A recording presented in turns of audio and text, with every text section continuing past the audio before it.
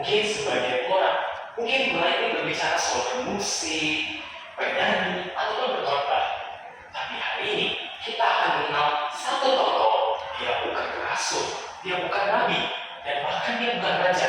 Terlebih lagi, dia hanya seorang wanita yang sangat sederhana dan hanya memiliki satu bakat saja.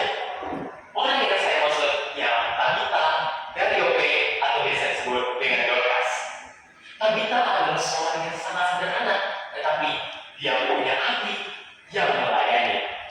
Nah, dari orang yang sangat sederhana itu, apa sih yang bisa kita pelajari dari kisahnya? Suatu hari, hiduplah seorang wanita bernama Tabita dari kota Yope. Dia memiliki satu bakat, yaitu menjahit.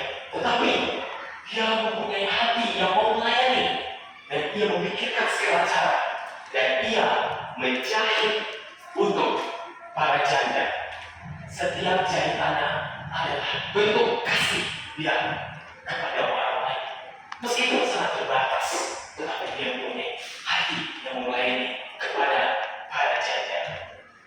Suatu ketika Tabita terjatuh sakit, dan dia pun meninggal.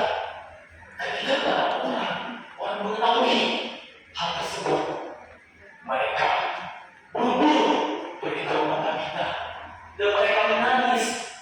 Mereka bayangkan orang yang mengasihi kita telah pergi.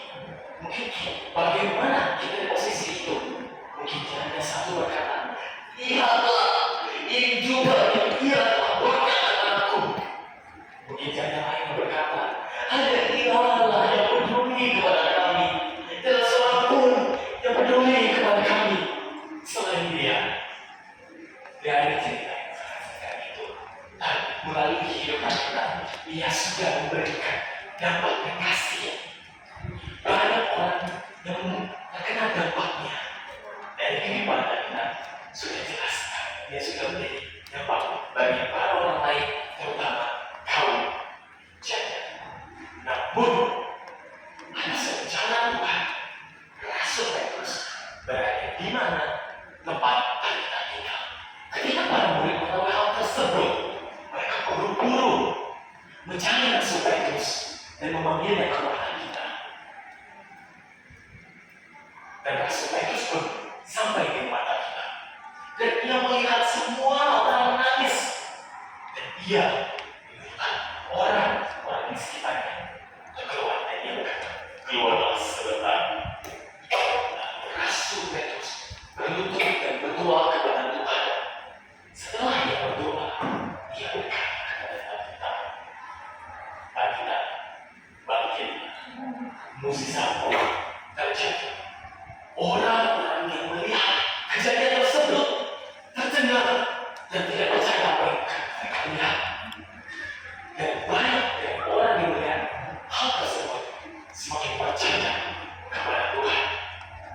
Melalui hidup kita, Dia sudah memberikan dampak bagi orang lain, terutama orang yang terbuang.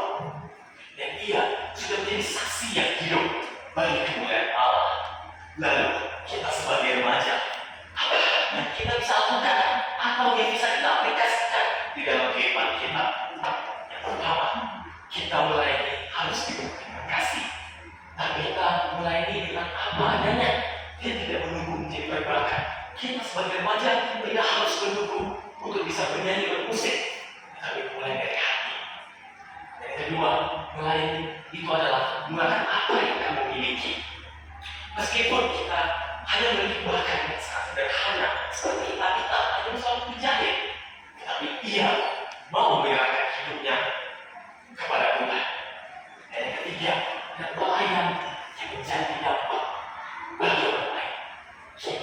Ketika kita sudah memberikan kasih, melayani dengan kasih, sudah pasti kita akan memberikan dampak bagi orang lain.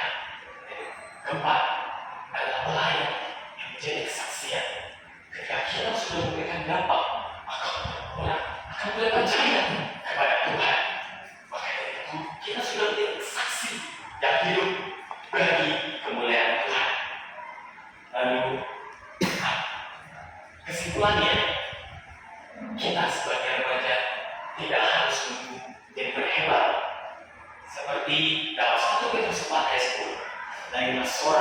sesuai kasih dari karunia Allah.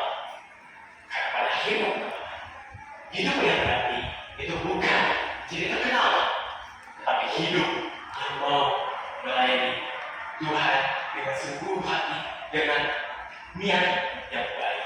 Saya